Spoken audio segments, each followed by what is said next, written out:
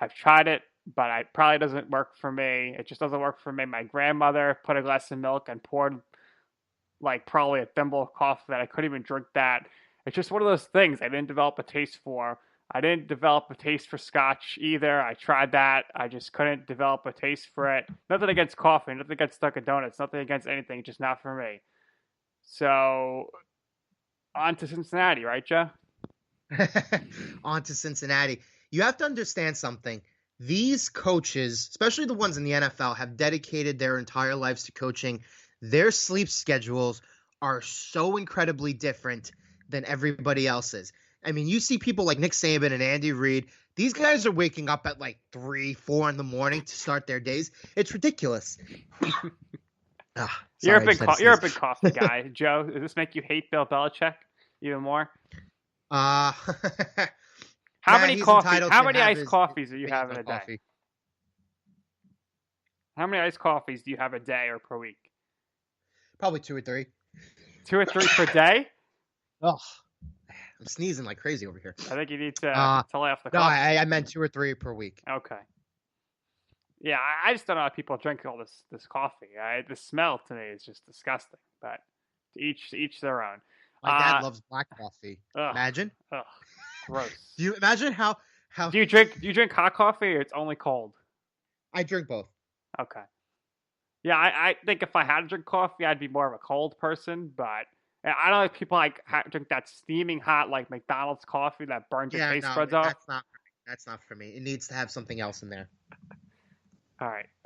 Now we got some other unfortunate news, Joe, and that's that COVID-19 is once again taking over college football ranks, and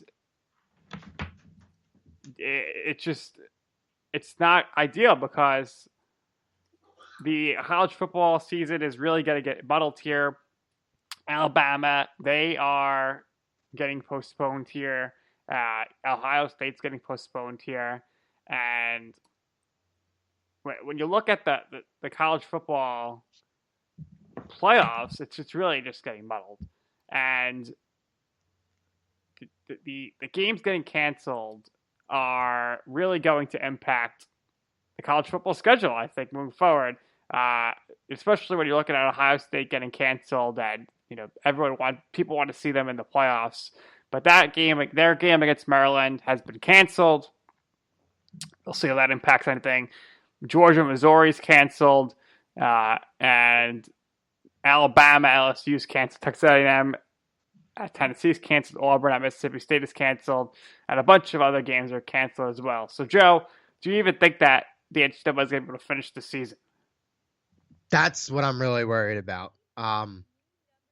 I would have said a couple weeks ago that they would be able to handle this, but with the increased amount of cases that we're seeing, and remember, the NCAA is going to have to follow the protocols and the mandates that are being issued in each individual state, right? So about an hour or so ago, we saw that Andrew Cuomo here in New York, he started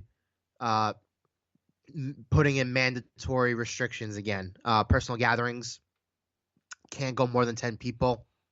Restaurants and gyms are going to have to close at 10 p.m.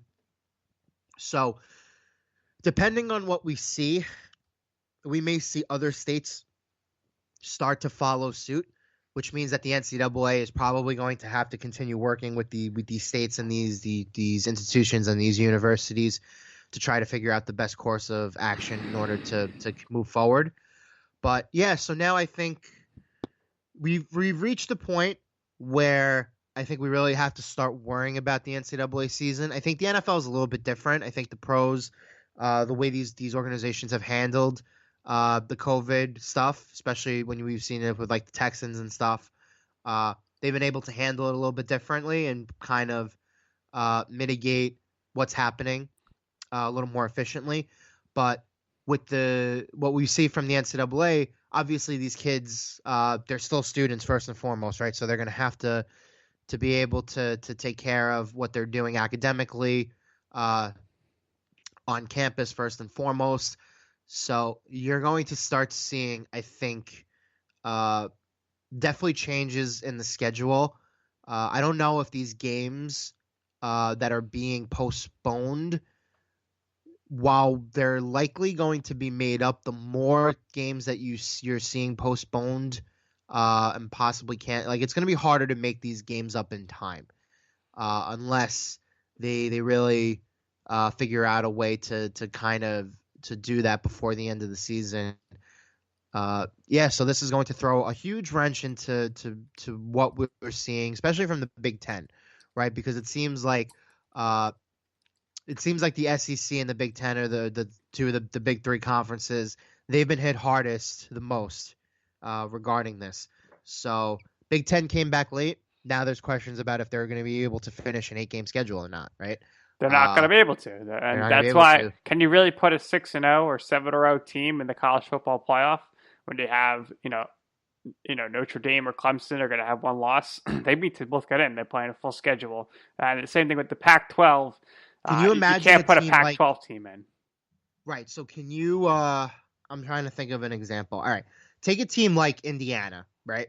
Indiana has had a really, really great season so far. They are currently, I believe, they're the 10th team in the country. Uh, so imagine them, right? They're 3-0. For all intents and purposes, right? Considering that they're in the top 10 and they've beaten who they've beaten, pretty much one of the best teams in the country, right? If you were to play out a season, there's an opportunity that they could possibly finish 7-0, 8-0. And in that case, if they were able to play for a Big Ten championship, maybe get in the playoffs, right? Yep. So now you're looking at a scenario where these guys who have worked their tails to try to follow everything that's been put in place by the Big Ten and the NCAA, obviously these kids and these players, they want to play, right? Imagine telling Indiana, who has an opportunity right now to actually compete for a playoff, something that nobody thought a year ago, let alone, you know what I mean? Let alone maybe 3 weeks ago. Now you're going to tell them, all right, we can't play out the season.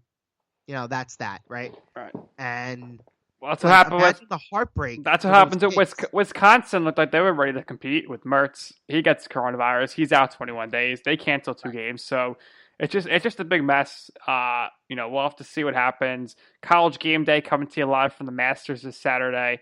And Yep. the main story here is that Jim Nantz is doing the Masters, so Tony Romo gets off from football. What an Right. absolute disgrace! The guy's getting paid $17 million a year to work 18 weeks, and he needs an off week and week 9 of the season. What a joke, Joe! I can't believe that Tony Romo is getting paid to have a week off, and he works 18 days a year. That's a disgrace.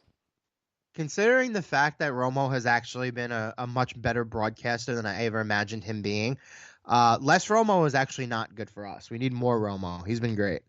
Um, but yeah, so Masters in November. Very weird. Very, very weird year. Very weird year. But coming off last year with Tiger, I still think it's going to. I think a lot of people are going to be interested in watching it, and I think the ratings for it are going to be good. And considering everything else going on in the world, this very well may be the last major event that you see in sports again for at least a couple of months. Super Bowl If might we're be if we're canceled. You trending the think? way that we're trending again, Super Bowl canceled. I wouldn't say I think they canceled, got to move but the Super Bowl up because it's not going to meet the 10 p.m. curfew. right. So they'll have to do a 1 o'clock kickoff. Well, if the Super Bowl's in Tampa, so Florida right now, they're basically going against the grain with everybody else in the country. They're keeping places open. Governor Ron DeSantis has basically given the okay for everybody to say to basically put the protocols and mandates and implement it on an individual level.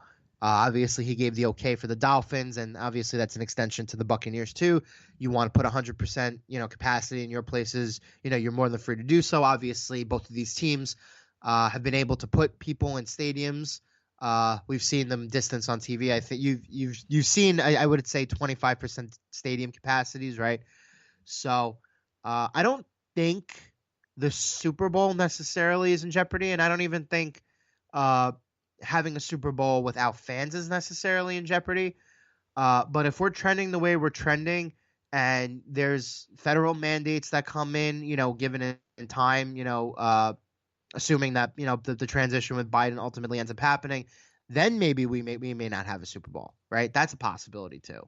So We'll just have see. to see how And it I plays think it's out. also, I think the NBA, they could agree to start December 22nd, but I don't think that's any lock by any stretch of the imagination. But excited for NBA free agency. Let's see what the Knicks do. Hoping they can turn things around. That's going to do it here for episode 51 of You Know I'm right here in the zone. For Joe Calabrese, I'm Nick Durst, and thank you for listening to You Know I'm Right.